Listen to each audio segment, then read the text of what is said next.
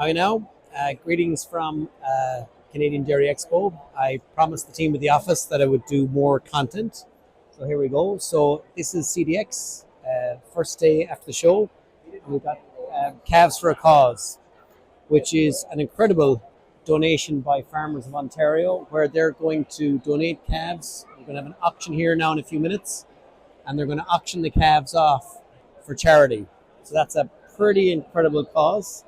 And glad that my good friends at Agroplastics are a part of it. So they're one of the main sponsors. So I'm just going to do a little bit of footage, a bit of walking around, showing what's going on here.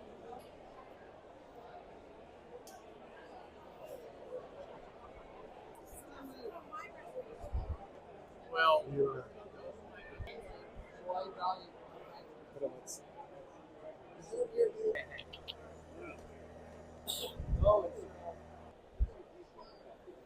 I know that guy. He was offering something, you remember? Oh, yes. Or we can fill in. Yes, I got to go milk the cow now shortly. It's the toffee cow, the five farms cow is up that end. Farms cows. Five, Yeah. yes, it'll come shortly now. It'll come shortly. And we're here with Ivan Hag. Ivan.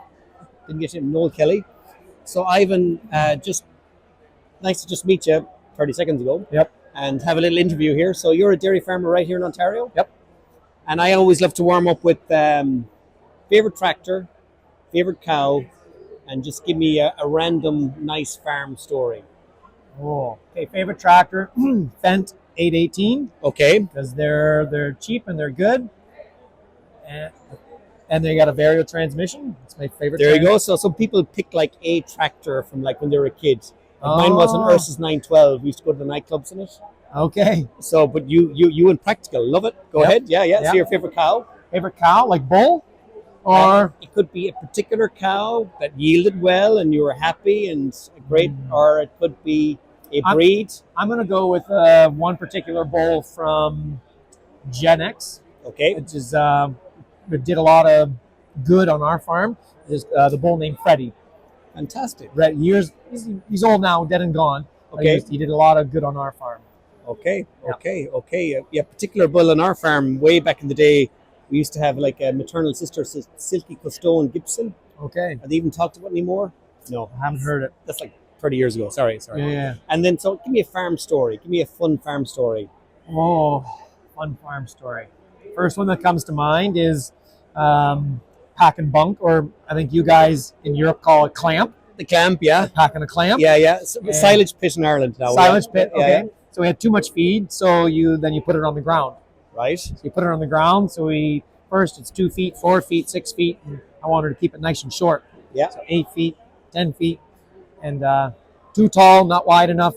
And I tipped the loader off the pile. Oh, goodness. So I felt it. I felt it roll down, and it busted the front window out, and I walked out the front of And the window. how old were you at the time? Oh, that was 3 years ago. The week before I got married. Okay. Yeah. Okay. And that was probably talked about at the wedding. Oh yeah, yeah. Wife wasn't too happy about it. Okay. So why do you do this? Why are you a dairy farmer? Oh, why do I dairy farm? It's a lot of fun. Yeah. It's a lot of fun. I like business, and if there's any business that I'd want to do, it'd be in the agricultural sector. You milk cows, you deal with animals, and as a kid, you play with tractors, and now I get to play with them, but it's work. Fantastic. Yeah. So it's a lot of fun. So I didn't ask you. So how many cows? We milk about 200. 200. Okay. Family farm. Yep, my dad and I. Fantastic. Yep. Fantastic. And far from here, so we're just not too far from Stratford, Ontario. Stratford, so you go east towards Niagara Falls, you're about 2 hours east. So I was just asking about technology. Yep. So any particular technology? I think the biggest thing for us is the activity monitoring. Oh, wow. Yeah. Yeah, I think it's a fairly basic technology, but there's still a lot of people that, I don't know, they dock the tails, Yeah. or they paint the tails, they watch them still by eye. So on our little farm, we put in the Snack Tech boluses. We've got the movement. That's our activity monitor and calving. So it goes in the stomach? Yeah, stomach bolus. Yeah. Cows? Yep. Okay, and it goes off activity or the heat? Everything. Okay. So it checks, measures temperature, learns from the cows, know when they're due to calf. Yeah, we can we'll turn off this thing. I can show you on the phone. So yeah, Okay. so it'll be so in my little farm we're spring calving. So we milk Okay. 120, and we do all the calf in like 8-10 weeks, and then now they're all going to start coming heat together. So we're going to see if how well the bolus work with the movement. Okay. So yeah, so we're out of grass all the time. So movement is very important to us. It's probably the most important thing. And I suppose what we were told about the bolus, different to other ones, is you see the temperature increase quicker in the Yep. bolus. So, but which one did you go for? You went to We have AFI. AFI. Yep. So tell us about that. So it's a pedometer on the ankle Yeah. or the neck, and it wirely transmits the signal, and so you have live monitoring Fantastic. of the cow. So I know when she comes into heat, and I also know when the best time to breed her is. Fantastic. Right, so she can come into heat at 12 o'clock at night, and I know that later on in that morning I should breed her. Fantastic. And like you think about the logic of that and what it can save you and your farm in terms of labor and For sure. fertility and everything. Yep. So then my fourth question is always getting a bit selfish. So I'm going to ask you about your calf housing and calf rearing. How do you rear your calves? Hutches. Which brand? Agri-plastic. I just met this guy 2 weeks ago. So I sell Agri-Plastics internationally. Yeah. So there we go. That's good. So which hutch do you use? Is it the EXL or the SL? Do you know? It is. It's a single calf hutch, but it's the bigger one. Right? You have the small one that's kind of from 0 to 4 weeks or something. Okay. Well, you got the SSL, the really small one. Yeah. Yeah, and that's not the one we have. We have one a little bit bigger. Okay, but SL. they're very old, Okay. so they last forever. They last too long. That's possibly a problem. Yeah. But here's the question, because say maybe not so much in mainland Europe, but say in Ireland where I'm from, everyone's into grouping calves really fast. Like I know it sounds like a very simple question, but why do you keep your calves singles or in doubles? Health. Health. Yep. One calf gets sick, that one stays sick. That one's the only one that gets sick. I can see why there's a push for group housing. Yeah. And the regulations are changing or have changed in Canada. So we will need to change as well, that after a certain age, they'll need to be grouped. And I'm okay with that. It's going to be a little bit of a pain to have to change our management. But as long as we're able to keep those calves separate for 2, 3, 4 weeks, that gets them out of that immunity hump. Yep. And once they are old enough, 4 weeks. Well, that's what I always say as well. Like a baby calf is like, it's a newborn human baby. They have no immunity. They need this chance just to get going and to build up. But you got to look at the Dual XL from Agri-Plastics. You get your Dual XL. Okay. Dual XL or the Supreme Buddy. So Okay. Paul Precup, if he buys, I get the commission. Okay, that's one stake. Right But on. anyhow, so look at my last question is: Sure. anyone starting out in this industry, and you obviously have a successful farm, would you give any little bit of advice to someone starting out or someone trying to level up on their dairy farm? First thing that comes to mind is if you don't love it, don't do it. Nice. It's a lot of work. It's a lot of hours. You can probably make more money doing something else with the same amount of hours. So if you don't love it, don't do it.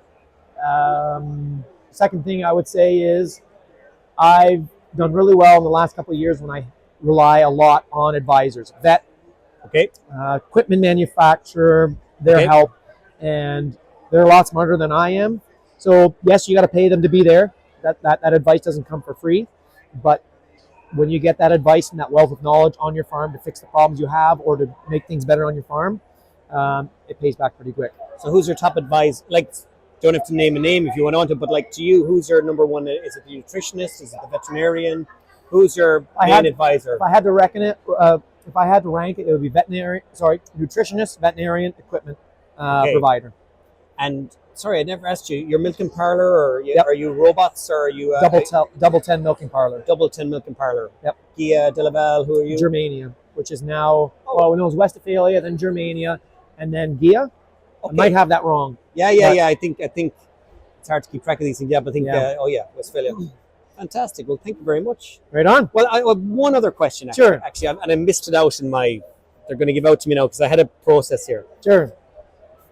If I was to meet you here, I'm here every year, up into you, 3 years' time, what will have happened on your farm that's been the best 3 years ever? What would you love to see happening in your farm and in the industry? Sorry, I'm going a bit wrong there at my camera angle. Yeah. So have a think. So we meet here now randomly, and we're Best thing that would happen on my farm, we're looking to put an addition on the barn. I'd like to get all my dry cows, or at least the close-up dry cows, on a bed pack, so that I can have the dry cows with lots of room, yeah. and that they can calve out on a bed pack. Oh wow. Yeah. Nice. That would be the that would be the ideal outcome. And if I don't know how many people are going to look at this, but is there any shout out there? Any particular genetics they should look for out of your farm? Any embryos for sale, or No, it's not my thing. not your thing? Nope. Produce the milk. That's right. Be happy with it. That's right. Thank you for your time, Thank you, gentlemen. Yeah, right on.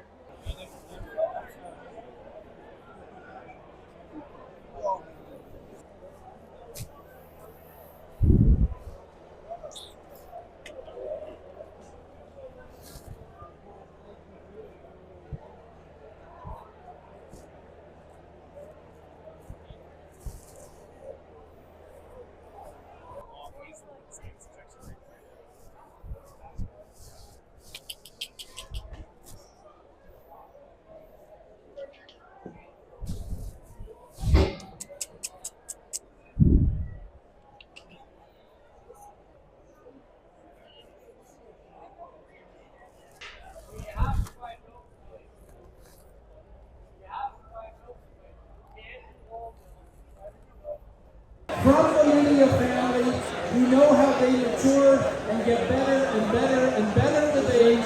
14 generations. And all right, right from the Wall Street, you man, who said 10,000 on it? In 10 minutes, you can give me 5,000, 5,000, 2,000, 3,000.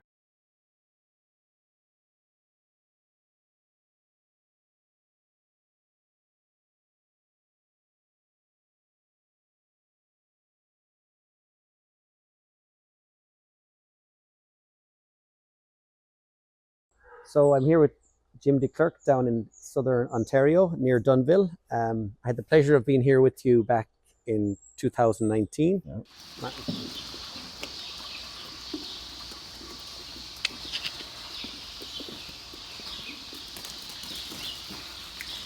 So, lovely farm here in southern Ontario. You've seen the other video. This one side is all Huber, 4GS. Martin Fulcum brought us here. But we can talk about products a bit, but I'd love to chat to you a little bit about your farm. So, milking 100 cows here? 90 to 100. 90 to 100? Yes. And that's filling our quota for sure right now. Okay. And if we get too much to close to 100, then we're too much milk. Yeah. Our quota dictates that we have to cut back. So we do. Cut back from that, exactly. And I had the lovely chance to talk with your father earlier, and your milk, you've got 260 acres here, another 80 across the road, is it? And we purchased another farm before the one across the road. Okay. So that's about 82 also. Okay. So it's not a large farm anymore compared to some dairy farms in Ontario or in Canada as far as that goes. Yeah. Where we haven't been aggressive. We haven't grown exponentially like some farms like to do. Yeah. Maybe because we never were like that. Yeah. Like my father was satisfied with a certain amount of work, and I'm satisfied with that too. Very, very respectful. Some people go there and say bigger dead too, you know? Well, they bigger debts, but they're more aggressive. They want to be large. They calculate their, what do you call that? Like the growth per income or something. And being efficient. Okay. Like it's as if you can't be efficient if you're small. You have to be growing. That's when you're efficient. But I don't know if that's necessarily the case. Yeah. Anyone can be efficient. Yeah. Maybe they are efficient dollar for dollar. Okay. But then you've got that much more debt, and it just keeps going, keeps growing. Yeah, but also it's not like we're paid off here or anything. We still have huge debts. Of course. But comparative. Yeah. it's all relative. And like, you're very close to Niagara.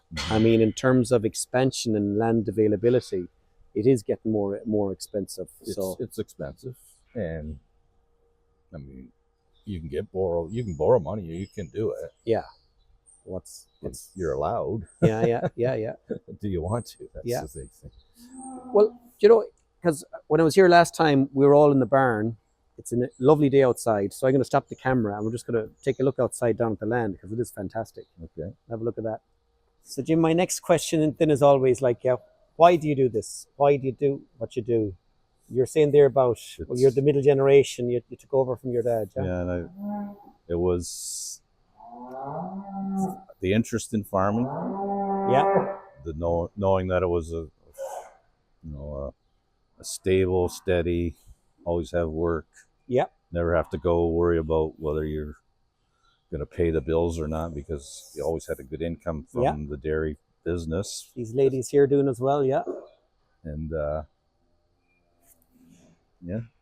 I guess it was my chosen career. I kept it. I wanted to keep doing it. So what you're saying then I as well, milked for what was it, 10, 15 years, tie stall barn that I took over from my dad. I mean, I milked there longer because I did it for my dad before. Yeah. And then my dad kind of always said, there's always one big build in a lifetime. And I was getting tired of tie stall myself. So I almost contemplated, what should I do? Chickens? Really? You considered going to chickens? I did consider it. Because that's, it's easier. Physically, it's easier. Yeah. So I kind of cut some prices from, because I don't know how chickens work for sure, but it's like the processors give out quota. Yeah. As long as you sign with them and this and that. So I kind of went with a financial guy and I asked, and chicken wasn't that great for a few years. Okay. Just at that time. Yeah. Oh, well, now what am I going to do? And then I noticed there was an open house for this new automatic milking system. Okay. And they had been in Canada for 4 years at that time? Was it only 4 years? 1999, they had the first robots in Canada. Yeah, that sounds right, yeah. Something like that. I mean, they had been in Holland for a few years before that, but yeah. And so somebody was putting in a robot in a renovated beef barn, and they had an open house, and I made contact with the salesman. Yeah. Well, okay, he's going to come and visit me. Yeah. And he looked over how I farmed and said, "Yeah, you could be a robot farmer." Wow. Because the dairy barn, the tie stall barn was clean. It was taken care of. It was meticulous. Yeah. You're the kind of farmer that they want to put in robots in, because they had already put in a few that. So I didn't realize that you were one of the first robot farmers in Ontario. First, no, not really first, but yeah, there was a few around that I could go look at. Yeah, fair enough. Yeah. So they had put a couple in, of course, with farmers that just wanted something easy, right? Yeah. But that's not the kind of thing you can farm with robotic. No. You still have to pay attention to your cows, pay attention to details. I always say. So those ones kind of didn't work. They didn't want to do too many more of those. So they were kind of a little bit picky about who they sold it to. Okay. And so what year did you put in the Lely? So you're pointing at this one, but this is not the first one. That's not the first one? No. We put one in on this side of the barn. Okay. It was a A2 Lely. A2, I was going to ask, was it which generation? And it served me well for 9 years. Okay. An A2 in for 9 years. Wow. So I came from a tie stall barn, did one half of this building with one robot, and I did it for 9 years. Fantastic. And started on with 45 cows. Okay. Went all the way up to 70 or so. You got it to 70, okay. Yeah, which is more than maximum, really. Yeah. And it was starting to cause some trouble. Yeah. And you noticed that when you when you pushed it to the 70. Yes, you had to fetch so many more cows. You Okay. had more trouble with cleaning, and if you had a down day, that was really hard. Okay. And the A2s did go down more often Really? at first. They were the first technologies. You were patient. So that was part of it. That was part of the deal. And that's the time my son decided that he would come home from his landscaping job, and he wanted to now farm because his family was younger and he wanted to have a family on a farm, fantastic. just like his parents did. So fantastic. That's so that was the time we decided to borrow more money, finish this side of the barn, put the next generation of A2s in, or Lely's in, the A4s. I was going to say you're up to A4 now. Yeah. So you built this barn, you milked 45 there. This was obviously young stock or something else then, was it? Actually, it was just dirt. Just dirt. Because we still had other barns we could keep our young stock in, so I didn't have to. You just finished one side. Okay. Yeah. Okay. I guess when we built, I always had it in mind that I'm going to be able to milk on this side too someday. Yeah. And that was part of the suggestion from the salesman. That you could expand, keep going. So, yeah, we started with 45 cows out of the tie stall, and we've kept buying quota, and we've built up to about 90, and now we still buy quota as it's available. Yeah. But only because the cows have milked more. The cows have milked more. You're settled. And do you think is 45, 50 milking in the robot, is that the sweet spot for you, or what would you say? For us it is, yeah. Yeah. So when we built this barn too, it was still center feed aisles. Those were the design that they had. It wasn't many years later that they started using the perimeter feeding. Oh, the outside feeding, yeah. So we got as far as the robot when I asked you about the why. You were saying you considered poultry and all that. And I suppose the next question I like to ask is looking ahead for your own farm. We touched on that a little bit earlier. You said you're very happy and content with your size and not pushing, but is there anything in particular you or your son has been thinking about in terms of next things for the farm? No, I think that I'm on my way out, right? Yeah. I'm at that age now. I'm retirement age. I'm 66. Oh, wow. Okay. So see where this youth gene is coming from. Yeah.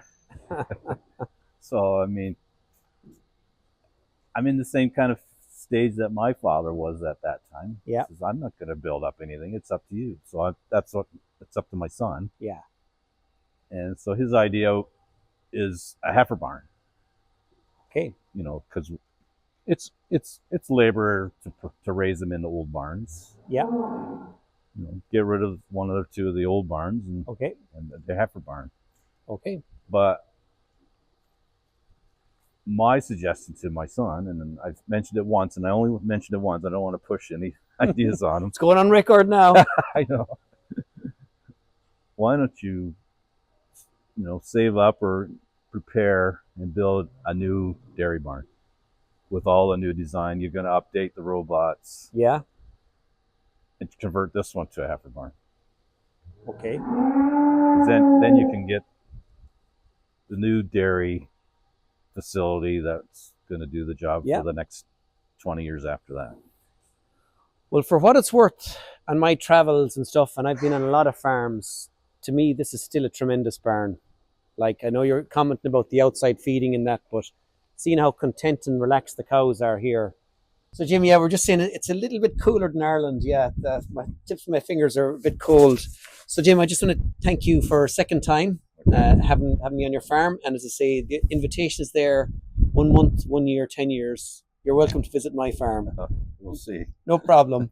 I haven't even visited Holland. You know that? Oh, really? No. I can take the 2 in. It's very close. We got the cheap flights out of Ireland, Ryanair.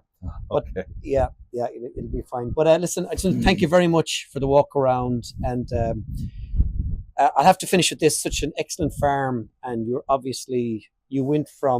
essentially went from tie stalls to robotic, right? Yeah. You went straight into that. Is there any bit of advice or any you'd give, say, any young farmer coming along? Is there something you'd For say? a young farmer, Yeah, you need a mentor. You need Need a somebody to mentor. help you get started. fantastic. So it's always like my father gave us a good deal Okay, so we could get a good start. fantastic. Inflation has taken it to, way more value. Yeah. But the only way my son can take over is if I help him. Help them. So Okay. I can't imagine someone starting from scratch. Yeah. Some have. Yeah. They're really hard workers. I tip my hat to them. Yeah. They started with the quota from the Dairy Farmers of Ontario. Okay. Like the new farmers, and a few of them have made it. They Yeah. do well. I bet you they still have help from a family member. Yeah, or I something. think there's some help somewhere. But you had a great mentor in your dad, and you're Yep. being the same to Chris now, the next generation. And and outside of the farm, when you were deciding and making those changes from tie stall to robot, I bet you had some other good mentors or friends too at the time. Oh, yeah. So listening and talking. There was some good robot guys out there at that time. You kind of got to know. Mhm. Now there's so many, you don't know everybody. Yeah. At that time, there was a few guys that you could ask advice from. And they helped you out. Yeah. Yeah. Wouldn't steer you wrong No. anyhow. Thank you very much for your time. All right. And enjoyed the Bailey's chocolates. Okay. Thank you. So I've just finished with Jim. He was very, very nice. Very thankful to him and Chris and Isaac for having me on the farm. He was even showing me here. That's the original building. That was the very first building there, and then they built on the tie stall barn, the silos, and then made that jump from there straight up here to that new building. So, as I say, I was here 5 years ago with Ronan and Martin at Fulcum of Agri-Comfort, and we were just looking at who we're for. Yes, it's nice to come back 5 years later and see how they're doing. Lovely family farm. They didn't know I was coming, and just did that interview. Sometimes that can work, sometimes it cannot, but it was great because if you tell them, they might get all nervous, and as the dad says, "Oh, I would have changed my hat." But it's just lovely to see such a family farm doing so well. Just a couple of miles outside of Niagara Falls. So hopefully get a chance to visit more great farms like this, and I hope you found it somewhat entertaining. So thanks very much. See you again.